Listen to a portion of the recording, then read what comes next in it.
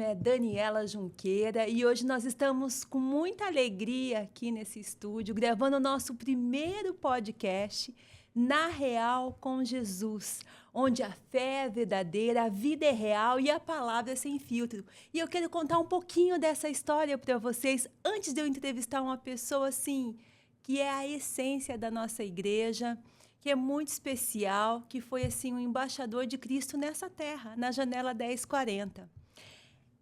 Se eu pudesse dar um nome para esse primeiro podcast, eu chamaria Só Pode Ser Deus. Por quê? Porque nós sentamos em tantas mesas nesses 17 anos de ministério e tantas histórias foram partilhadas e foram momentos tão gloriosos onde pudemos conhecer histórias de homens tão abençoados por Deus, líderes mundiais.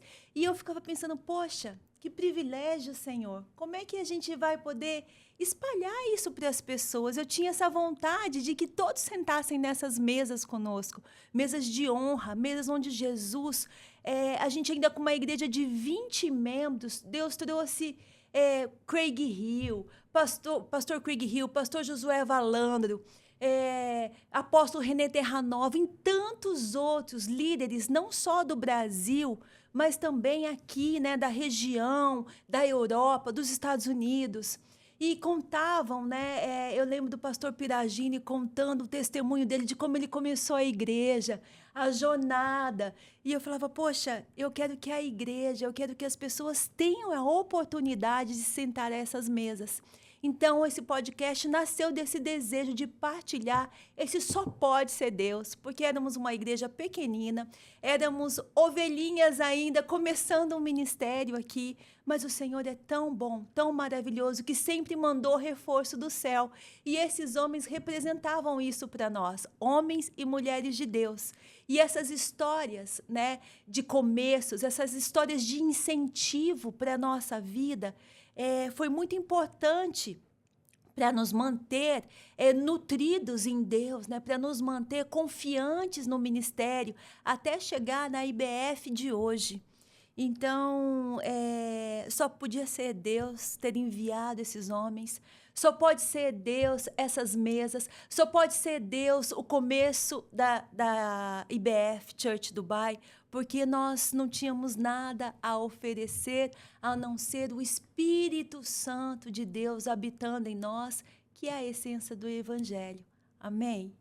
Então, hoje eu quero apresentar, nesse primeiro podcast, uma entrevista muito especial com o meu maridão, apóstolo Leandro Junqueira. Seja muito bem-vindo ao nosso podcast Na Real com Jesus. Glória a Deus. Depois de tanto tempo programando, esperando esse momento, né? Chegou a hora. Que alegria estar aqui. Eu acho que vai ser um momento maravilhoso. Acho que o tempo não vai dar para falar tudo que eu gostaria, mas eu sei que vai ser tremendo, em nome de Jesus. Amém. Quem é Leandro Junqueira? Ixi, logo de cara, assim? Logo de cara. Aqui é Na Real, palavra sem filtro. Esse podcast vai ser tremendo, hein? Amém. Em nome de Jesus. Não, eu acho que para responder essa palavra, não tem como olhar para o que o Senhor Jesus fez, não somente na minha vida, mas na nossa vida primeiro, no nosso casamento, né? E depois no ministério. E a gente caminha com Jesus desde 2008, né? Você 2007, quer dizer, 8 meses na minha frente. E nesse tempo o Senhor fez tanta coisa que realmente aquela palavra que todas as coisas se fizeram novas se cumpriu na nossa vida. Foi maravilhoso. Exatamente. Então, assim, hoje, quem é o Leandro? Antes de mais nada, eu sou um apaixonado. Eu sou apaixonado por Jesus, eu sou apaixonado por você, que é a segunda razão da minha vida, depois de Cristo. E eu sou apaixonado pela igreja, eu sou apaixonado pelo meu trabalho, né? Que, para quem não sabe, eu sou médico também. E é essa É esse amor e essa paixão, porque são coisas diferentes. O amor, ele continua queimando, mas a paixão, ela acelera, ela joga lenha, né, nesse fogo que tem altos e baixos, né? Então, é essa paixão que eu sou, você me conhece, a gente está junto já há mais de 30 anos. Uau! Então, você sabe que eu sou uma pessoa impulsiva. Sim. Né?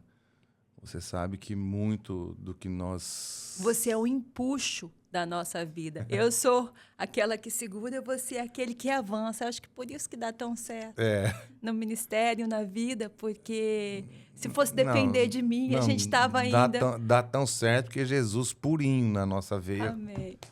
Correndo, a gente respirando, ele em volta, calma, vamos aqui.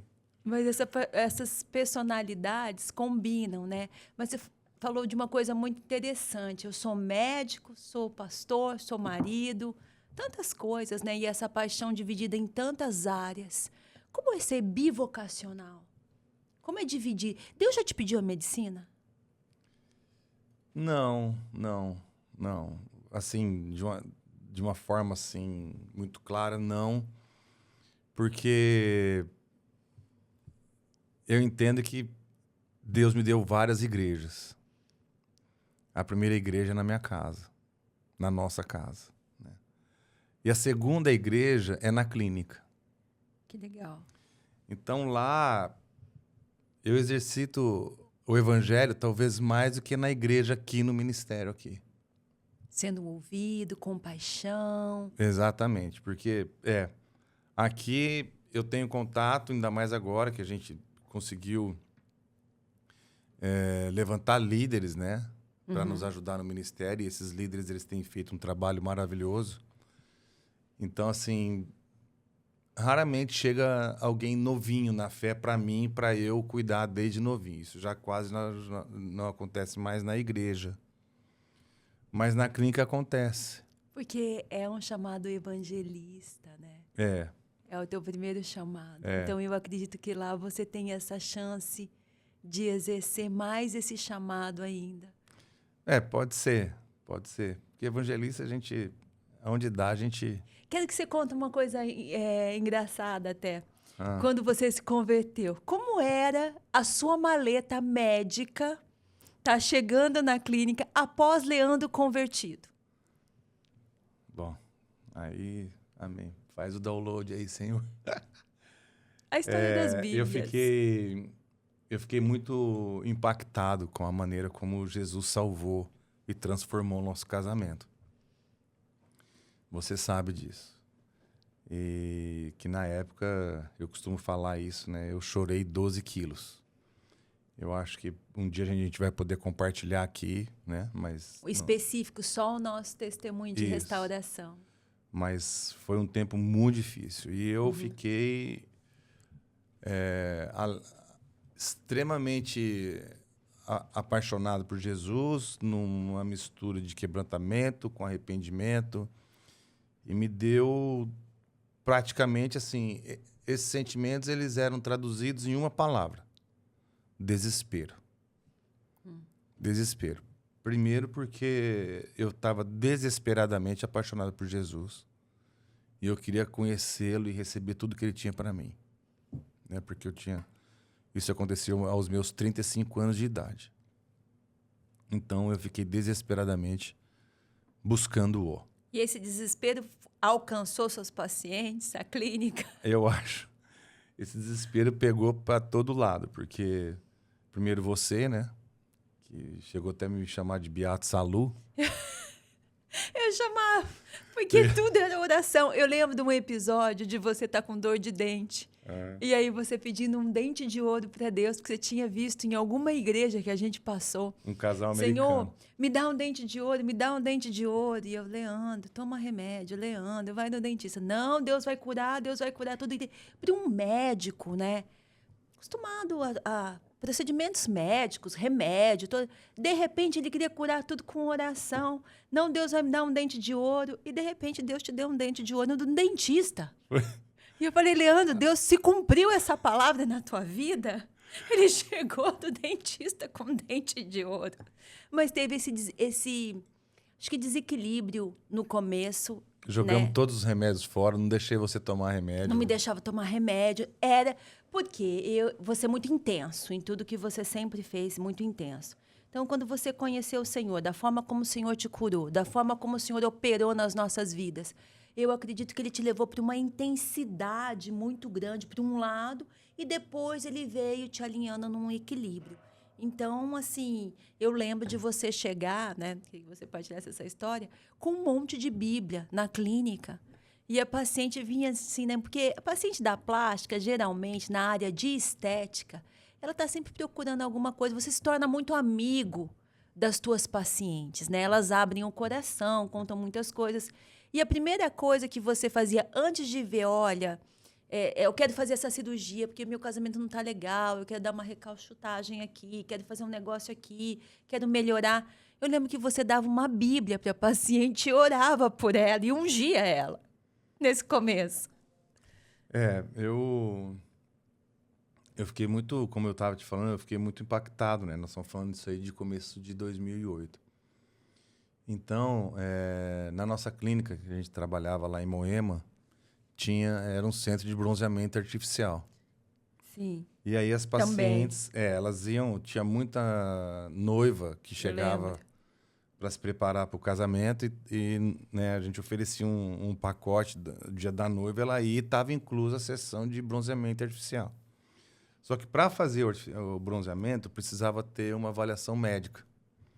Então, naquela avaliação médica, eu conhecia ela e ali eu falava, você vai casar? Vai. Então, eu já ia e falava como era o casamento de Jesus. Era um sermão sobre casamento. Exatamente. Então, eu só dava a avaliação depois que ela Não, ouvia... e eu lembro de você conhecer os maridos, depois ela ser convidada para os casamentos, a gente ia para os casamentos. Isso quando você não era convidado para fazer o casamento. Que já aconteceu também. E aí... E novinho, né? Recém-convertido. E aí eu entregava. A paciente chegava a fazer bronzeamento, ela saía bronzeada com a Bíblia do braço, com Jesus no coração, porque aceitava Jesus. Amém. Ali. Foi o tempo que eu mais ganhei alma para Jesus, foi aquele primeiro ano. Esse primeiro amor, né? Nessa intensidade. Mas nós estamos falando de cura. Eu quero que você fale um pouco da tua cura. Qual delas? Não, dessa primeira cura, assim. O que mudou? O que Jesus transformou, assim, de cara em você? São muitas curas, mas teve, assim, algo que foi impactante, né? Das pessoas olharem. Eu lembro, os seus amigos de cavalgada, você que sempre gostou muito de cavalos, chorando na sua conversão. A gente perdeu o nosso amigo. Por quê? Porque foi muito radical, né? Não foi uma coisa de lei, não foi uma coisa que ninguém te falou, mas foi de dentro para fora, do espírito. Partilhe um pouquinho dessa cura, dessa transformação, que é uma mistura de cura com transformação, com renovo, com novidade de vida, com nascimento. Eu nem sei como falar isso.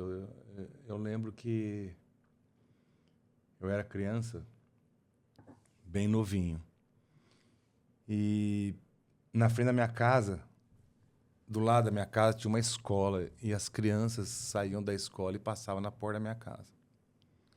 E era uma escola pública. E aí eu ficava, eu lembro muito claro dessa cena. Eu ficava na porta da minha casa chamando os meninos da minha altura, pelo menos, né? Porque eu era muito pequeno. Estou falando aí, que é 3, 4 anos de idade. E eu ficava chamando os meninos, né, para entrar na minha casa. E eu falava, você não quer ser meu amigo? Vem para minha casa. Eu quero que você seja meu amigo. E eu nem conhecia eles, né? E abria a geladeira. Abria tudo. E minha mãe chegava a casa, estava uma bagunça, porque eu estava com a casa cheia de criança, que eu nem conhecia. Então já existia um Leandro evangelista, né? Já existia um dom ainda que estava na inocência da sua infância, já estava sendo aflorado. Exatamente. E aí, quando eu conheci o Senhor, né, que Ele me resgatou, a primeira coisa foram os meus amigos.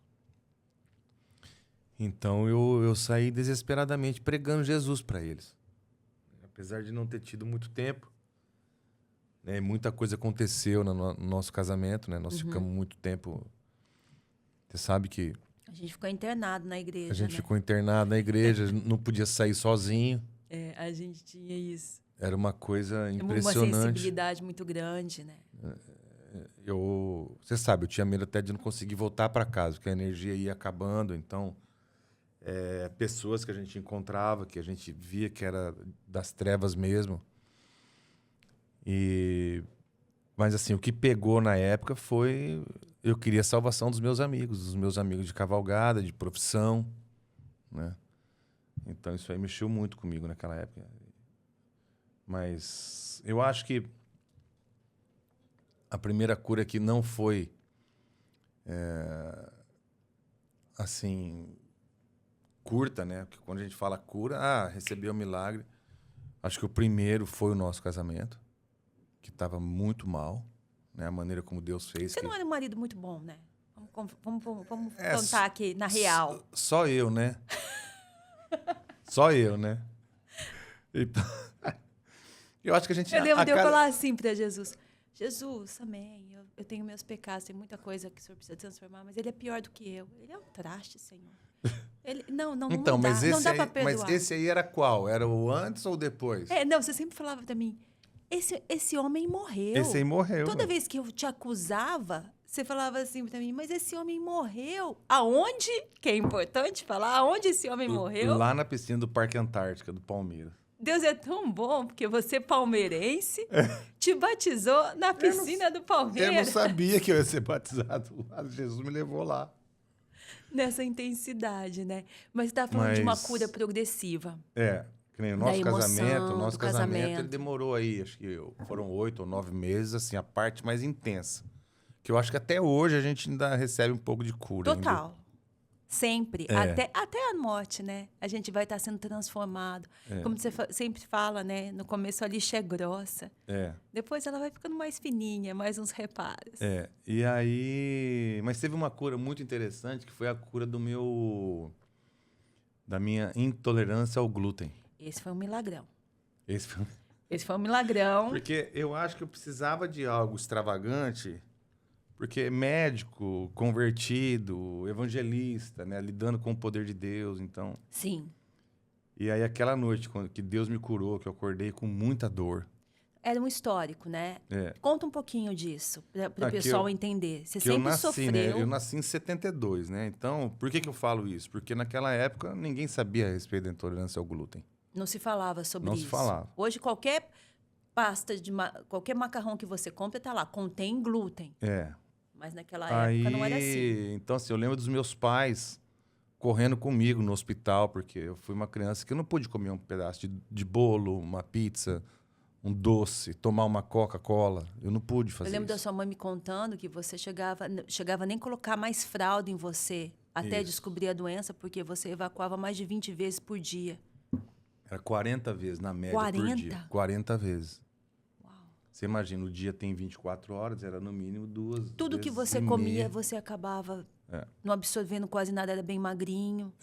Então, assim, eu cresci com aquilo até os 12 anos, aí os 12 anos, porque descobriu a doença aos meus 2 anos. Aí, nos 12 anos, eu fui curado Doença celíaca. Porque aí o meu organismo passou a produzir a enzima que digere o trigo e eu tive aí 15 anos de vida normal, praticamente. Aí depois a doença voltou aos meus 28. A gente já casado. E aí eu não sabia. Aí me tornei, você sabe, dependente de remédio para dor. Vivia tomando Buscopan e outros remédios e tal. Até que um dia voltei no médico, ele falou, voltou mesmo, você vai ter que ficar assim. Queridaço. Moacir Padua Vilela, super médico, infelizmente não está mais conosco, mas um mestre lá na Universidade Paulista, lá da Universidade Estadual Paulista. E aí ele falou, você vai ter que viver desse jeito e tal. Naquela época, eu já comia de tudo, né? Tomava cerveja também e tal. Cerveja que é puro trigo. Puro trigo, cevada. Mas aí veio Jesus, me converti, continuei tomando remédio. Aí naquele dia teve o culto, depois do culto nós fomos comer pizza com os pastores lá em Alphaville. Quero abrir um adendo aqui para o nosso querido e amado apóstolo Miguel Tomás, que Deus usou e usa até hoje, né? Muitas vezes. Nosso pastor. Nosso pastor, né? Fomos comer uma pizza com ele e tal, lá com a liderança da igreja. Um momento maravilhoso. E depois eu acordei na madrugada urrando de dor, porque eu tinha esquecido de tomar o remédio. Que você tomava preventivo, né? Toda vez que a gente ia para uma pizzaria ou se você ia comer num restaurante, você já tomava o remédio antes. Isso. E aí, naquele momento, eu lá no banheiro, né? Orei ao Senhor. Falei, Pai, o Senhor tem que me curar, porque eu não posso ver desse jeito. Como é que... Eu já tinha vivenciado algumas curas, mas eu estava com 2 meses de convertido. Já tinha vivenciado algumas curas e aí, naquele momento, dentro do banheiro, eu fui curado. Que lindo. Dentro do banheiro. Eu lembro. E aí, ali... Você gritava, fui curada, porque foi imediato, né? Você viu uma luz. Saí correndo, mergulhei de barriga, te acordei, né? Com o meu pulo na cama. E aí, daquele dia em diante, hoje eu posso comer de tudo. Se você me convidar para uma pasta mais tarde, eu vou. Bonitinha. Glória a Deus. Obrigada, aquilo ali Jesus. foi porque Deus faz, né? E tinha um propósito também. Então, essa foi apenas uma das coisas, né? Mas... Amém. Dubai. Como surgiu a nossa vinda para Dubai? Né? A gente estava num primeiro amor violento com Deus. Igreja, Deus restaurando, Deus restaurou o casamento, Deus restaurando tantas coisas, né? De repente, tira a gente, né, da casa do Pai e coloca a gente no coração do Oriente Médio. Eu lembro dos pânicos, assim, será que vai ter igreja? Será que a gente vai ter alguém ali? Vai ter família da fé? Na verdade, Dubai, assim, o processo comigo já estava acontecendo de conversão e eu não sabia. Deus tem seus planos. Você se converteu... De repente, eu comecei a diminuir as coisas erradas que eu fazia. Eu não sabia por que eu estava diminuindo. Que eram muitas. Eu estava diminuindo e eu não sabia por quê. Isso é cura, tá, gente? Isso é cura. Quando a gente fala das coisas erradas do nosso marido, Deus cura a sua vida. Porque às vezes a gente tem uma visão de que há um vaso quebrado, algo uma traição, ou mesmo abusos emocionais, né? O Leandro, ele bebia muito, a gente fala assim, não, talvez eu fique nesse casamento, mas nunca será pleno. Mas eu quero só abrir um adendo aqui, que quando Deus cura, não dói mais, e a gente passa a contar como um testemunho, amém? Então, conta. E aí, foi junto praticamente, porque o primeiro dia que eu pisei na igreja foi dia 20 de janeiro de 2008, e uma semana depois, eu estava embarcando para Dubai. Que já era algo de trabalho, era algo já meio... mas aí... Que foi paralelo à sua conversão. Embarquei para Dubai uma semana depois, isso em 2008, janeiro de 2008. Mas nós chegamos em Dubai somente um ano depois. Sim. Em fevereiro, né? Aí você completando 17 anos esse ano. Aí você, 17 anos, nossa, como o tempo passa. Nossa, Aí você me pergunta, mas por que Dubai? Aí eu te falo, porque Deus mandou. Obediência. Porque a gente não conhecia Dubai, não tinha razão nenhuma para vir para cá. Né? Você fez um guia do Amaury Júnior. Vamos dar um crédito aqui para o Amaury Júnior. Deus usa. Mas foi tremenda a maneira, mas Deus falou que iria nos trazer, né? Que iria nos fazer conhecidos e tal nas nações. Então, mas Dubai naquela época nem existia. Lembro. Em 2000, assim, tava, né? O Burj Khalifa foi inaugurado em 2010. Nós estávamos na inauguração, um ano Deus nos honrou. depois que a gente estava aqui ainda. Então, Dubai Mall abrindo as portas, começando, muita loja a fonte. aberta, fechada ainda. Tudo em reforma. E aí, mas Deus mandou. Então, assim, eu acho que a obediência, né? E Sim. a gente, se você me perguntar, a gente tinha tudo no Brasil. Tinha tudo. Uma igreja maravilhosa. Estava lá com os nossos pastores amados. Até uma dependência emocional nesse começo. Claro, né? mas Dos nossos pastores, a gente era muito filhotinho. Muito bebê, não muito tinha bebê condições. na fé, assim, a gente... Aí tinha um rancho maravilhoso que a gente amava. Os cavalos. Os cavalos todos. né, o apartamento que a gente morava, os carros que a gente tinha. E depois chegamos aqui em Dubai andando a pé, né, Não, e a clínica, né? indo entregar... 6 clínicas no Brasil, um nome, cirurgia plástica. Então, assim, foi uma renúncia muito grande. Teve medo? Eu tive. Não, Eu tive uma mistura de medo com entusiasmo, com novidade de vida, mas tinha hora que... O meu pai, né? Lembra? O Vitão? Meu pai, que faleceu ano passado, mas uma pessoa tão especial, ele falava assim, meu Deus, vocês vão para aquele lugar. Ele demorou tanto tempo para vir visitar a gente, que ele tinha medo de vir para cá.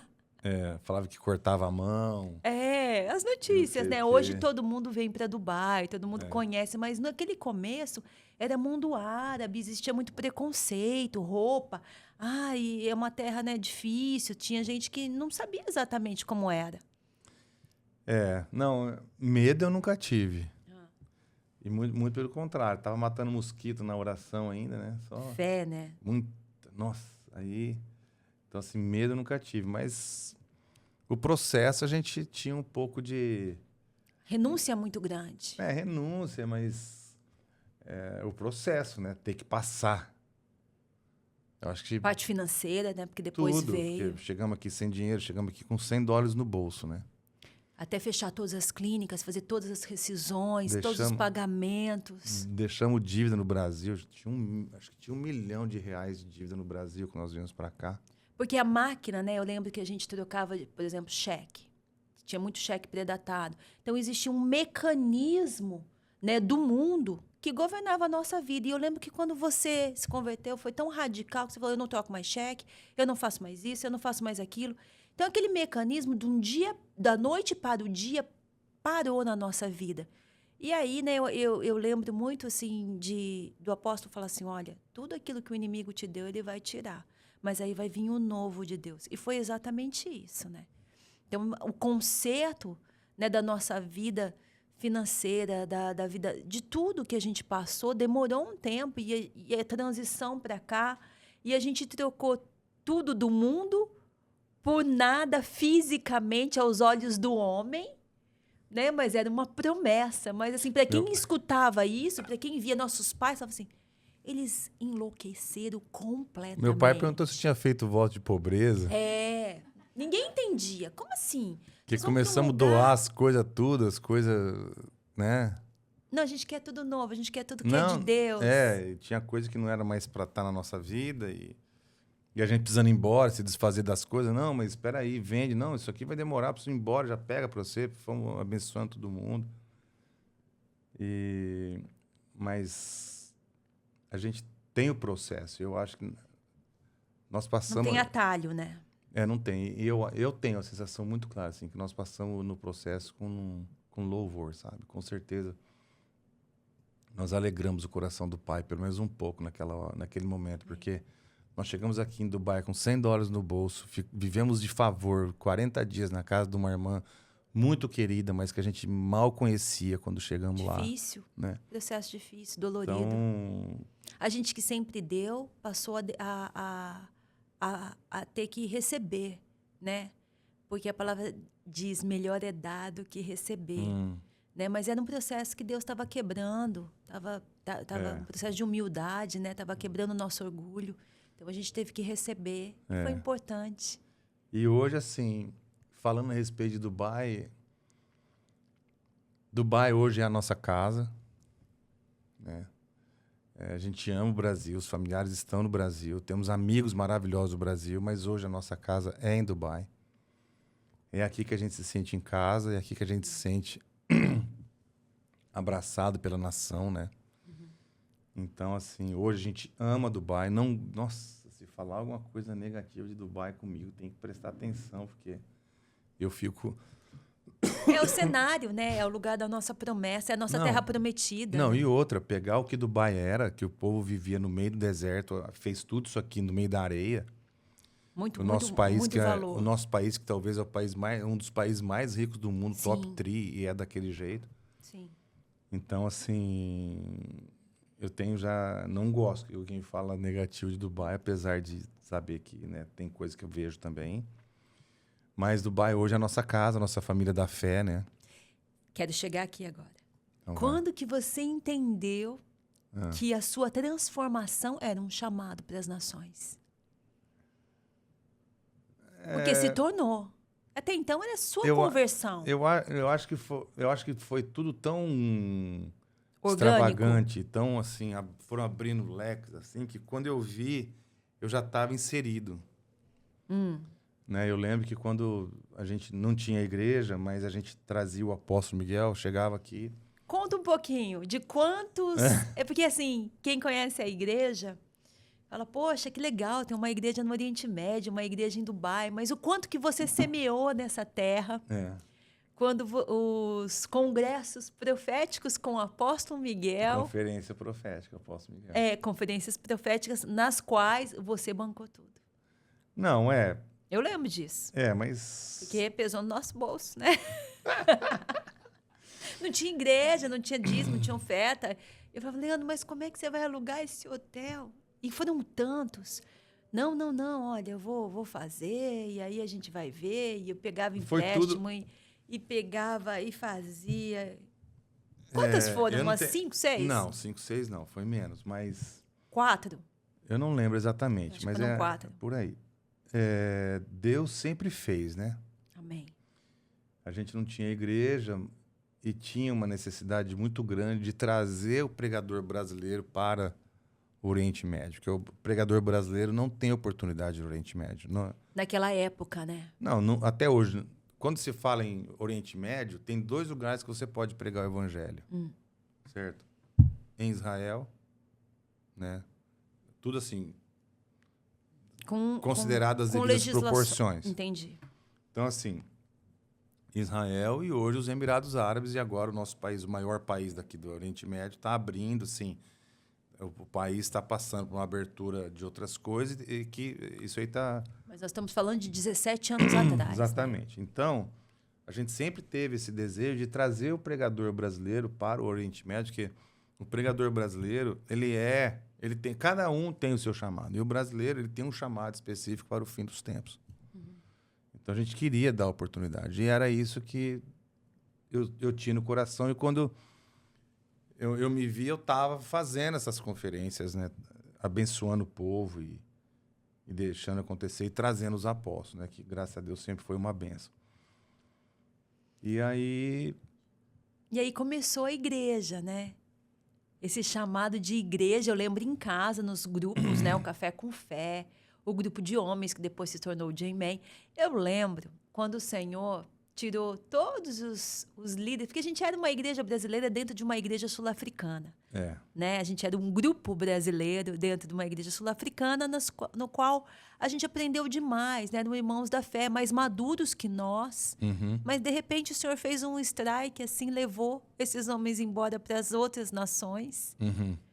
E eu lembro de estar um dia preparando. Primeiro, a sua perseverança. Quantas vezes a gente preparou a mesa, hoje quem vê o J-Man, cheio de homens de Deus, e você teve que perseverar e depois ficou sozinho nisso. Queria que você falasse um pouquinho sobre isso. O J-Man, ele nasceu, naquela época a gente chamava de Ministério dos Homens, né? Eu acho engraçado porque a gente tem um irmão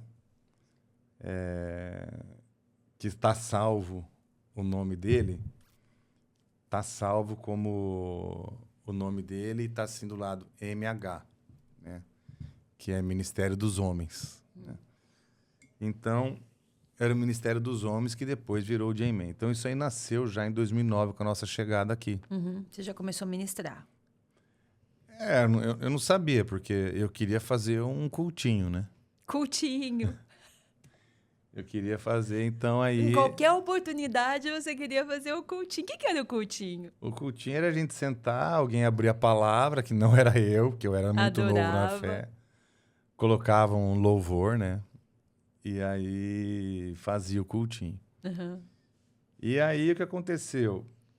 Eu percebi que aqui em Dubai a gente tem vários homens, muitos homens, que vêm para cá de outras nações e que a família fica no país de origem. Principalmente nesse começo, né? Era muito... Então, eu senti... Falei, pô, mas esses homens, eles ficam longe da família, eles ficam Estão sozinhos. comendo comida e sabe-se lá como, todo dia de restaurante e tal. Eu falei, não, vamos fazer alguma coisa para eles. E aí começamos a chamá-los para ir na nossa casa. Você se dispôs a ser como as mulheres que abençoavam o ministério de Jesus, né? A estar cozinhando toda segunda-feira para eles. E aí a gente começou o grupo em casa.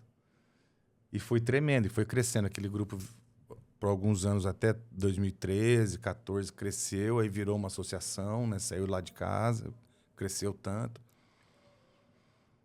E aí o J-Man, ele foi aí um dos braços, né? Uma das sementes que vieram depois germinar e virar IBF, né? Em paralelo aí com o Café com Fé, né? Porque na segunda noite tinha o Ministério dos Homens e na terça de manhã tinha das mulheres, né? Você com as mulheres e eu com os homens. E aí isso tudo foram sementes, né? De anos semeando, né? Você sabe, até hoje a gente tem irmãos na igreja, Dessa irmãos época. fora, que são dessa época. Sim. E aí, em 2014, nós somos ordenados pastores, né? Pelo nosso querido amado apóstolo Miguel. E aí, em 2015, assim, foram 6 meses depois, nós começamos a igreja. Só que tem que abrir um parênteses aqui, porque a gente não tinha no coração o desejo de abrir uma igreja no formato... A gente achava que a gente ia continuar onde a gente estava, né? E servir lá no ministério como um ministério em paralelo para ajudar casais, para ajudar homens. A gente não imaginava o que era abrir uma igreja. A gente não tinha muita noção dos ministérios todos, tudo que... Era amor, né? A gente queria pregar o evangelho e não cabia mais... Foi bem físico o negócio, assim. Não cabia mais em casa. Então fomos ordenados pastores. Vamos chamar, então, aquilo que nós já estamos fazendo há muito tempo de igreja, porque é igreja. E mudamos para um hotel. 20 pessoas, mais ou menos, né? Não dava 20, mas era por aí. E você acha que foi nesse momento, assim, Deus te deu alguma coisa, assim? A IBF, ela nasceu no altar ou nasceu no coração? Qual que foi o... Porque você foi o empuxo, né? Eu era mais... Não, com certeza, porque o nosso altar está no coração com o Senhor, amém? Amém. Então foi junto. Mas assim... Quando nasceu a igreja, né, eu tinha uma outra impressão, porque nós nunca vivemos os bastidores da igreja. A gente a gente viveu nossa conversão na igreja do Brasil. A igreja que nos abraçou. E como a igreja nos abraçou daquela forma, de uma forma tão tremenda, eu achava que era aquilo ali, né? Você não conhecia os bastidores todos. E aí, não, vamos fazer, vamos pregar, vamos salvar, vamos cuidar e tal, vai ser, né? E foi. E foi. Como é? E hoje cresce para a honra e glória do Senhor Jesus. Mas você não via muitos desafios. Você achava que era o céu na terra. Exatamente. Mas Deus falou claramente, eu acho que, né? Chamado. E outra... Você lembra tanto o esforço que, principalmente eu, né? Você mais tranquila. Eu fiz para nos conectar com os líderes da igreja que a gente estava antes. Igrejas locais de outras nacionalidades. Que eram... Eles não gostavam da gente. Você não pode falar assim. Eu brinco, é uma brincadeira. Mas é porque Deus fechou o coração, porque Deus queria um ministério brasileiro aqui. Então eu falo assim, eu acho que eles não gostavam da gente, mas é uma brincadeira, pessoas amadas e queridas.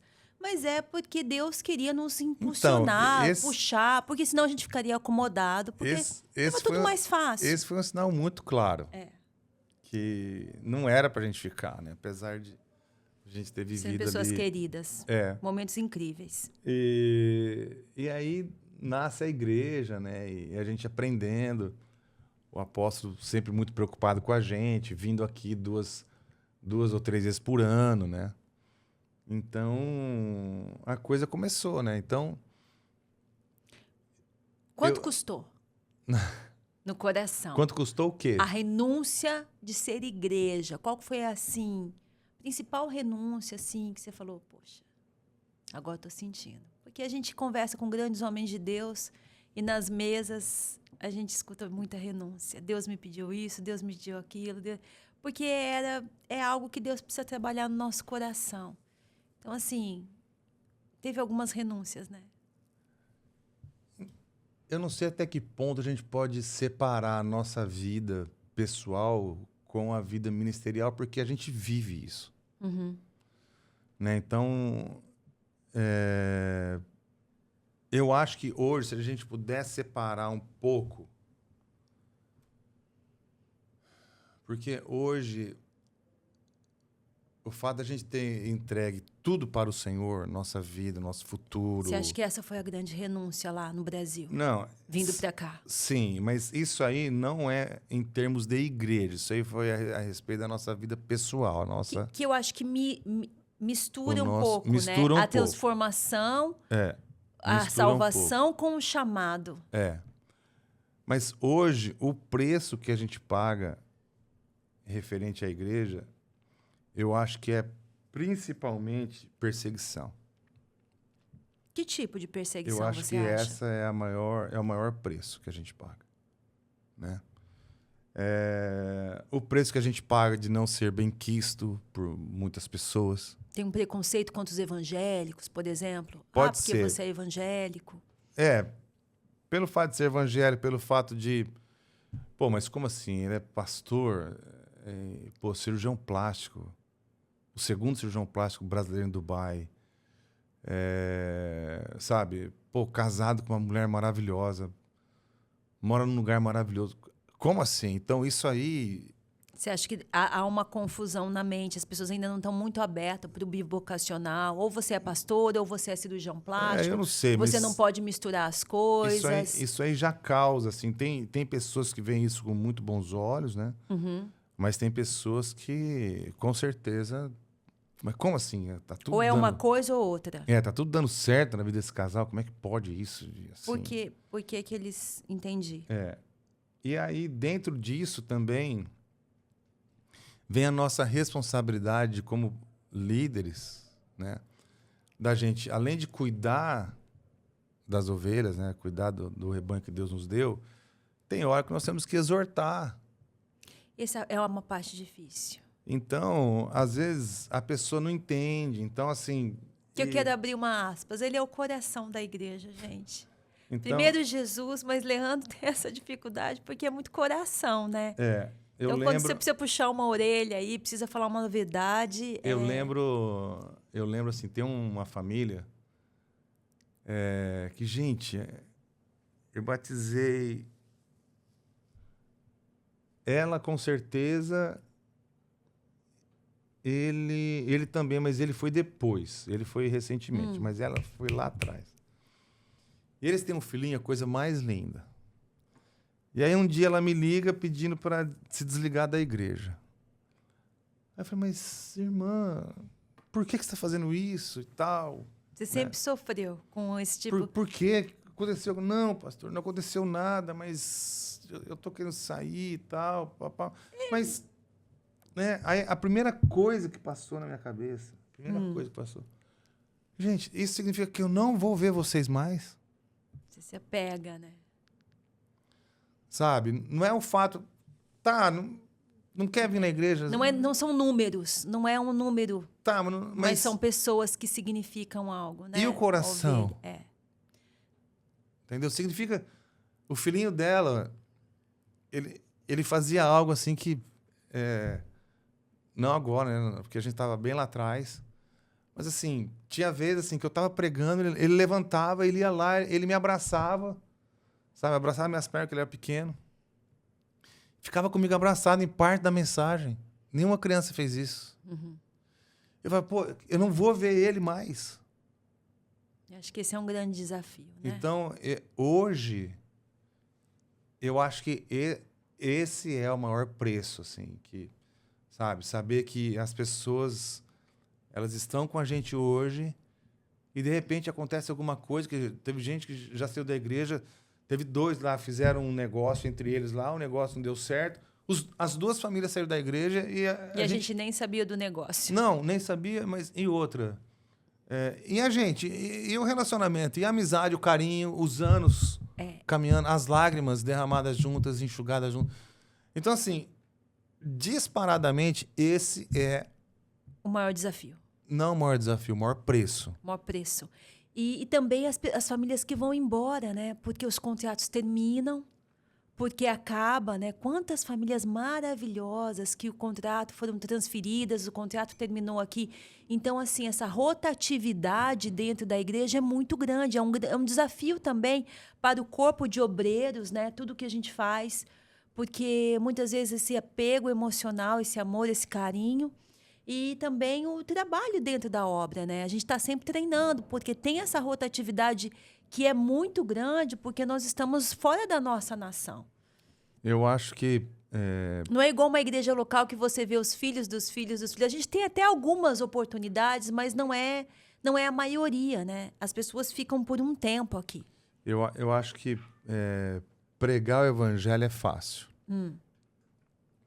A gente não é perseguido, sabe, porque tá pregando o evangelho. Indiretamente tá, mas não, né? Você não tem uma barreira assim, né? Graças a Deus a gente está aqui há muitos anos, aprendemos caminhos aí e Deus tem feito, né? Porque Ele faz, é Ele que abre o caminho. Mas eu acho que esse é o maior...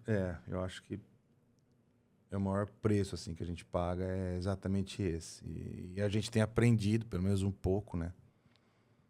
A lidar com isso, enfim. Papai tem sustentado. Amém. Papai está fazendo. O papai está fazendo. E o que faz a IBF tão única? Porque também essas famílias que saem, elas ficam, né, no telefone. Ai, a gente faz Zoom. Ai, que saudade da igreja. Ai, é tão importante estar aí com vocês. Eu não encontrei uma igreja igual a IBF. É lógico que tem, gente. Eu não estou falando nada disso. Mas esse apego, né? O que você acha? Define uma palavra, assim. A visão que Deus nos deu de que a IBF ela seria um oásis no deserto. O que é um oásis? É um lugar onde você encontra boa água, né? Boa comida e sombra. Descanso. Né? Um descanso. Então, assim, a igreja ela ainda não alcançou a plenitude do que Deus tem para ela. Estou falando da igreja IBF. Tá. Né? Porque a igreja, a gente entende que ela tem as 3 fases. Que fase nós estamos? Eu acho que a gente está já aí na segunda para a terceira, que é o seguinte. A primeira fase é a fase hospitalar. Né? As pessoas chegando, sendo As curadas, pessoas chegam, transformadas. sabe-se lá como, né, faltando pedaço do corpo. E precisa... Ferida, às vezes as pessoas nem sabem. Tá lá, tá com a capa por cima, mas tá tudo ferido por baixo. Então, a primeira fase... E a gente passou por isso. Então, a gente conhece bem. Exatamente. Uma fase... Não, e eu falo assim, nós passamos, mas a igreja também. Sim. Né? Uma fase hospitalar. Segundo, porque ela nunca vai deixar de ser isso aqui. As 3 fases, né? Então, segundo, a fase familiar. É onde a gente está, assim, se conectando mais. A gente tem esse clima de família. Né? Casa do Pai. Exatamente, porque essa casa aqui realmente é a casa do Pai, que é o que... A visão que Deus te deu. Deus me deu desde lá de que eu chamava as crianças para ir na minha casa, para ser meu amigo. Ter uma casa onde todos eram bem-vindos. Exatamente. Onde você pode entrar, ficar à vontade, né? Ser amado, amar. Dar um abraço no seu irmão. Isso. Então, essa é a fase familiar. A gente está se conhecendo mais, né? Eu não gosto, eu tenho pavor de saber que uma pessoa está vindo na igreja e eu não conheço a pessoa, que eu não conheço o nome. Né? Eu gosto de chamar as crianças pelo nome. Quanto tempo você fica depois do culto? Não. Abraçando e conversando com as pessoas. É outro culto. É outro culto, né? Mas, enfim. Aí... Vem me dar um abraço no final do culto. Quero te Contra conhecer. tudo e contra todos, eu fico lá. Contra tudo sou eu, tá? Às vezes tô um pouquinho cansada, gente. Porque às vezes eu preguei. Não, mas não é não. Você também tá... Eu tô melhorando. Melhorou muito. Melhorei. Você merece uma estrelinha. Ai, obrigada. E aí... Eu acho que a gente está começando a se preparar para ser a última fase, que é a fase de exército. Regimento. Isso. Onde a gente vai, né? Então, a igreja nunca vai deixar de ser essas três. Ela vai flutuar dentro disso aqui. Então, eu acho que a gente está aí na fase 2 para 3, né? Claro, sempre cuidando da parte 1, da fase 1, né? E o que mais... eu acho que o que faz única a IBF é o fato de que ela é Cristo papai cêntrica. Né? Então, assim, eu acho que isso é o... Eu acho que tem... A direção profética. Exatamente. Eu acho que a gente tem algumas variações perante outros ministérios, né? Que, por exemplo, nós somos voluntários na igreja. Apesar de a gente ter uma ajuda de custo, né? Nós somos voluntários da igreja.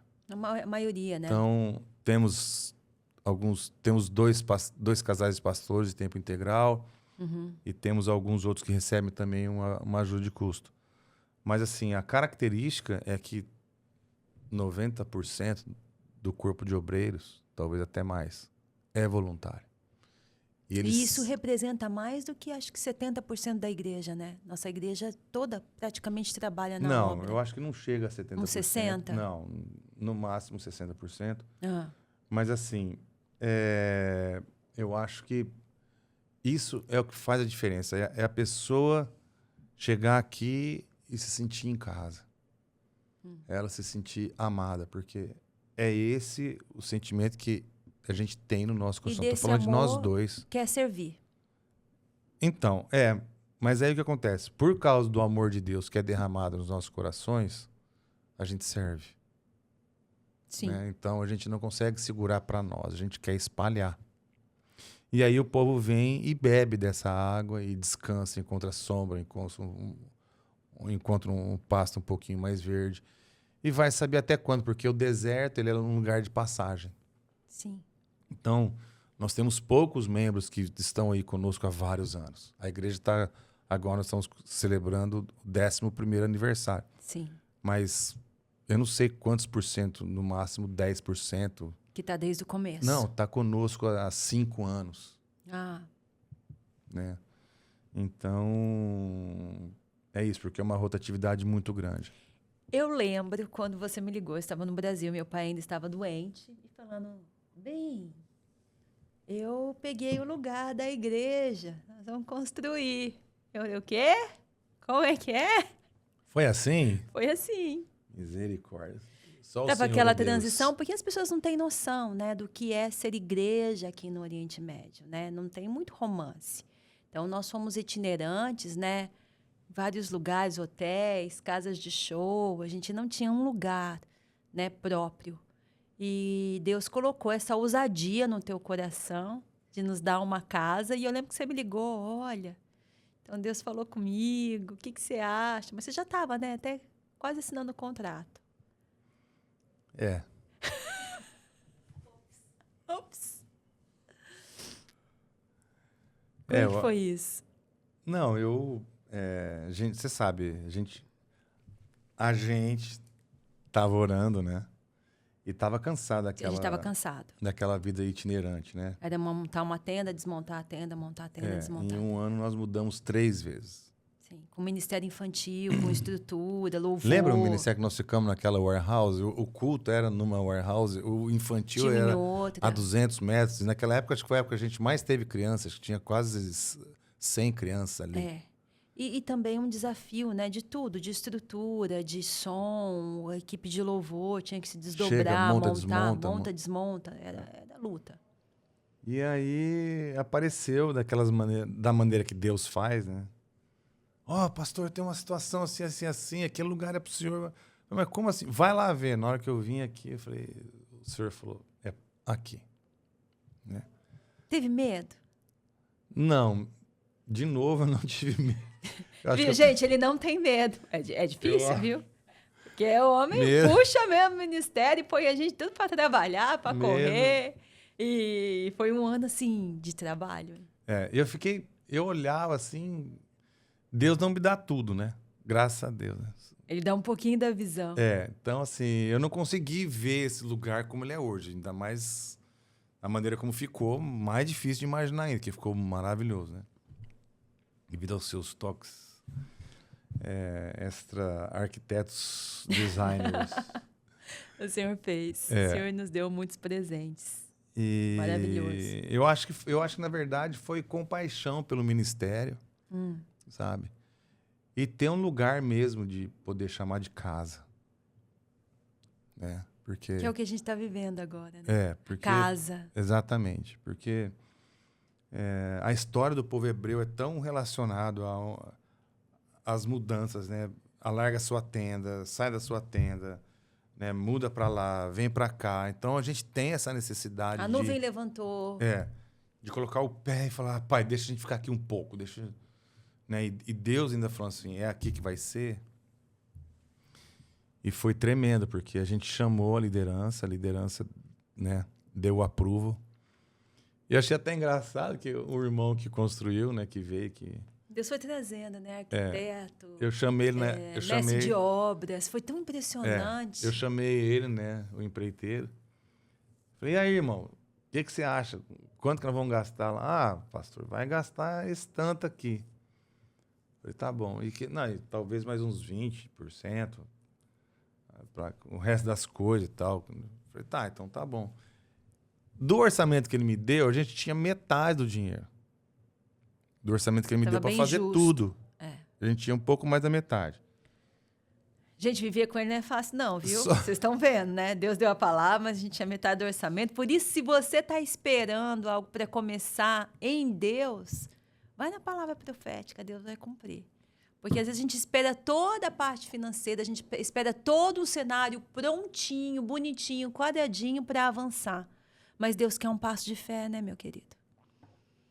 Aí aconteceu. Consultei o financeiro, tinha assim... Não dá. Leandro! Não, até... Mas aí, né, graças a Deus, orando e o pai falando no financeiro também. Então tá, vamos fazer. Mas nós gastamos, acho que, 8 meses para construir tudo, porque só para colocar o relógio elétrico foram 4 ou 5 meses. Foi luta para cada coisa. Enfim. Não só financeira, tá? Luta, sim. Espiritual, guerra espiritual de o relógio não vir ser instalado por 3 meses, a gente pagando aluguel, por exemplo. Esse é só um exemplo. Então, assim... simplesmente foi gasto 6 vezes mais do orçamento inicial. E você não sabe como que foi. Eu não sei. Só sei que foi assim. Exatamente. Só sei que foi Deus. Nós abrimos a campanha para a construção do prédio. Foi linda. Aí Deus foi trazendo investidores e foi fazendo. E aí Deus te presenteou com todas as coisas, do piso até os chandeliers, que nós somos a única igreja no mundo que só tem chandelier na casa. Mais de 30 chandeliers de cristal bacará, que nessa igreja foi um presente. Como é que pode isso? De uma mansão que estava se desfazendo, algo sobrenatural, nós ganhamos de presente. Então. Foi algo assim, aí extravagante, Senhor é extravagante. Jesus aí é extravagante. É mais um sinal que Deus estava no negócio, né? Então, eu não tive medo, tive coragem, fui firme, mas eu falei, Deus, agora... Agora faz. Eu tô dando passo, o senhor coloca o piso aí para eu andar, porque... Pra gente estar finalizando, aonde você acha que a IBF vai chegar? Onde ela está e aonde ela chegará nesses próximos anos agora? Esse barco, né? Nosso logo é um barco, porque a gente sente assim o vento, guiado pelo vento do Espírito Santo, aonde ele nos leva, na velocidade que o vento nos dá. Uma vela, né? Esse é o nosso logo.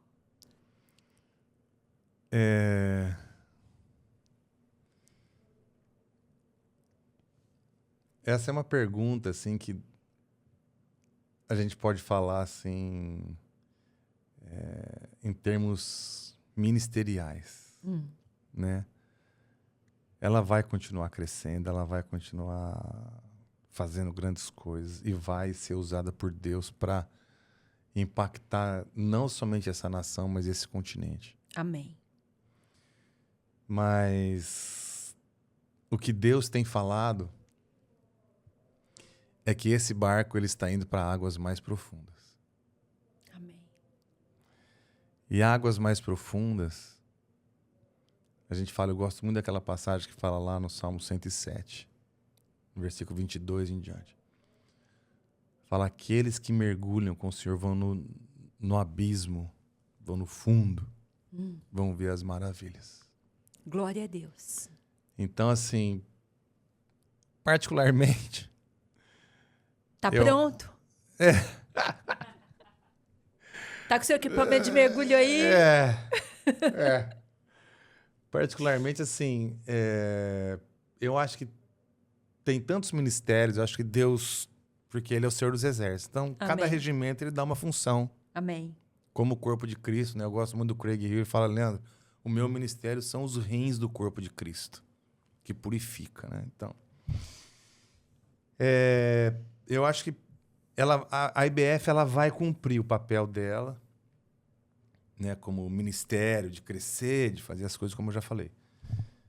Mas o que vai marcar mais é a profundidade da intimidade com o Pai. Tempo de intimidade.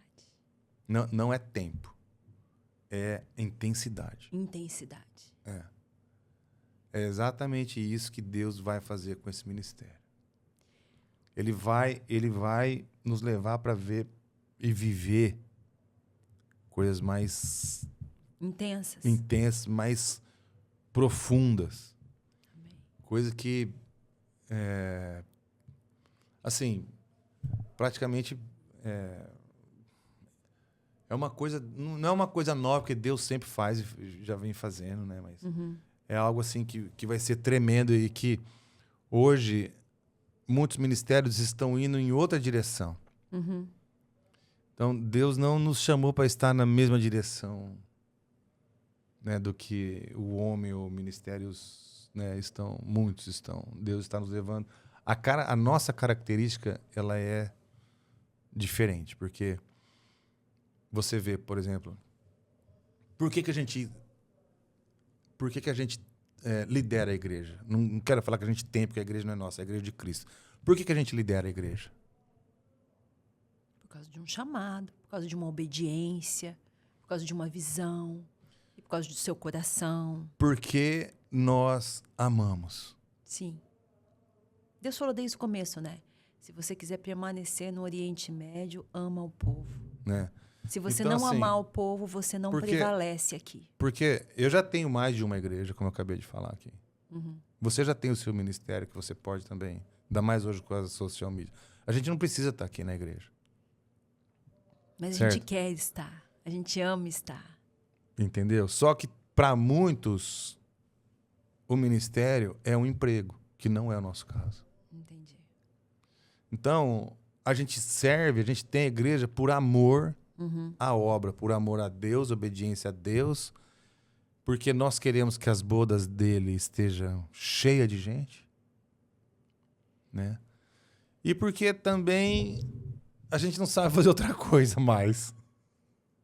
Isso já está inserido, né? Como começou na transformação e virou chamado, a gente virou o chamado. Né? Podemos dizer assim. Não é? Então, assim... A gente já não sabe mais separar. Não existe mais. Não tem essa opção, essa condição. Mais separação entre ministério e vida pessoal. Eu acho que já se fundiu. Isso aí faz, assim, o nosso ministério um tanto quanto peculiar. Não?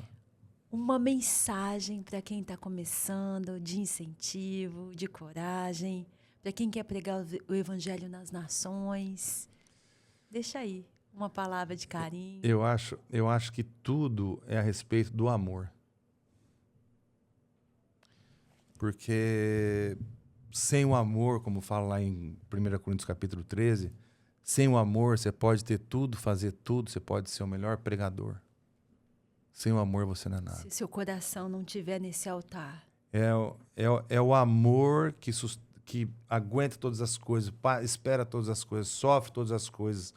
Aquele amor que espera todas as coisas. É isso aqui que vai te capacitar. Se você não estiver dentro disso aqui, você pode caminhar. Mas você vai caminhar ferido, você vai caminhar entristecido, você vai... Não vai ter o sustento necessário. Não, e outra, você vai começar a fazer as coisas que você precisa. Vai virar aí uma instituição. Entendeu? Não é aquele que você... Nossa, tem que falar para essa pessoa, tem que... Né, para você ver essa... Porque não tem... Nossa, segunda-feira passada foi a coisa mais linda. A gente estava aqui no J-Man e tinha um irmão, ele era do exército, do exército dos legionários. Que é a legião de soldados da França. Tá. Ele é brasileiro. Eu cheguei perto dele... só de começar a falar já começa a arrepiar, tá vendo? Eu cheguei perto dele, comecei a falar com ele... Eu virei para ele e falei, mas quem é Jesus para você? Ele falou assim,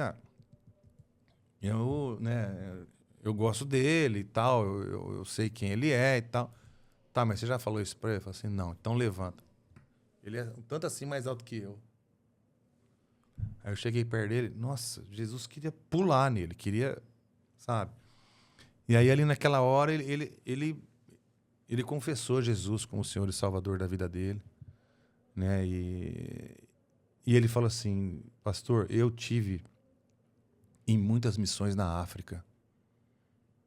Eu encarei a morte muitas vezes. Aquele homem passou pelo vale da sombra e da morte várias vezes. E estava ali em pé. Então não tem prazer maior que você ver uma ovelhinha nascendo. Isso não tem. Né? A gente cuidar, a gente saber, na hora, já ganhou Bíblia, mandei todo mundo vir abraçá-lo. Então, é um nascimento. Sim. Celebrado então, com todo o amor. Exatamente. De legionário a legendários, esse presente que Deus te deu. Um ministério evangelístico. Só uma palavra aí desse presente, pra gente finalizar. Eu acho legendários vindo para o Oriente Médio. Top 14.055, primeiro top do Oriente Médio. Presente de Deus. Eu acho que o Legendários, para mim, ele é um presente, porque eu sou evangelista, né? Então, pra Legendários... Quem tá no Ministério de Homens há tantos anos, poder agora subir a montanha com eles, comunhão. Deus tem dado... Prender esses homens por 4 dias e só falar de Jesus. É um presente para você. Então, assim, estou muito feliz, né? A gente ora pela liderança para que continue por muito tempo. Mas é um presente de Deus. Eu espero que... Eu sei que... Nossa, pensou um top aqui no Oriente Médio? É num sonho distante que o Senhor... Não poderia imaginar. Acontecer. Já levava os homens para a montanha. Sim, já acontecia algumas coisas. Já vinha falando, não nesse formato, claro. Já vinha falando que a gente precisava intensificar essas visitas à montanha, que são muito legais. E aí agora Deus enviou um chamado oficial. Então a gente está super animado. Deus tem levantado um time de homens maravilhosos. Literalmente. Então, assim, homens queridos, né? Sedentos agora para ver a transformação na vida de todos. Então, é isso aí. Então, deixa sua mensagem final para quem está nos assistindo hoje. Eu acho que tudo é por causa do Senhor, do nosso Pai. Amém. Então, todos nós, todos, sem exceção, somos carentes de um Pai. E Ele veio oferecendo, através do Filho dele, Ele ofereceu essa paternidade para nós. Então, se você que está nos assistindo aí, você... Não é o fato de você ser evangélico ou não, porque ser evangélico é uma coisa diferente do que ser reconhecido como filho de Deus. Eu quero encorajar você, que se você ainda não sentiu esse amor do Pai sobre a sua vida, que você comece a buscar. Porque Ele é real e foi esse amor que nos transformou. Amém. Foi esse amor, não foi outra coisa. Não foi, agora eu preciso de alguma coisa para... A gente já era religioso antes. Então, em termos de religião, a gente estava tranquilo, mas chegou um momento que só o amor do Pai iria ser capaz de cuidar da gente. Então, assim, se você não tem esse amor, se você nunca provou, que você venha buscar. Começa a orar a Deus, que Deus está perto de você. Você não precisa fazer nenhuma oração específica, nada. Só peça, Senhor, manifesta o seu amor no meu coração. Meu coração está aberto para ti. Eu acho que essa é a grande mensagem para todos nós. Para quem não tem, para quem já tem, para quem tá querendo mais. A mensagem é essa. De buscá-lo cada vez mais, enquanto ele pode ser encontrado. Porque vai chegar um tempo onde ele não vai ser encontrado mais. Porque ele está às vésperas de manifestar a volta do filho dele na terra. Então busque-o. Busque-o. Eu gosto muito daquela parábola daquele homem que achou o tesouro e vendeu tudo, porque ele não conseguia carregar o tesouro. Ele vendeu tudo para comprar aquele campo, para ter o tesouro lá. Então, a nossa vida acho que tem que ser assim. Amém. Grande prazer ter você aqui nesse nosso primeiro podcast, te entrevistar. Te admiro muito, te amo muito. Obrigada por estar aqui com a gente. Coraçãozinho. E muito obrigado pela tua audiência, obrigada por estar com a gente nessa história de amor, nessa história de igreja, de obediência, de conquista. E tem muito mais. Vem participar dessa mesa, vem participar dessas histórias de realizações, de homens e mulheres de Deus que obedeceram, que deram o seu sim ao chamado. Você vai encontrar aqui Na Real com Jesus muitas histórias, muitos testemunhos para a glória do Senhor. Um beijo, fui.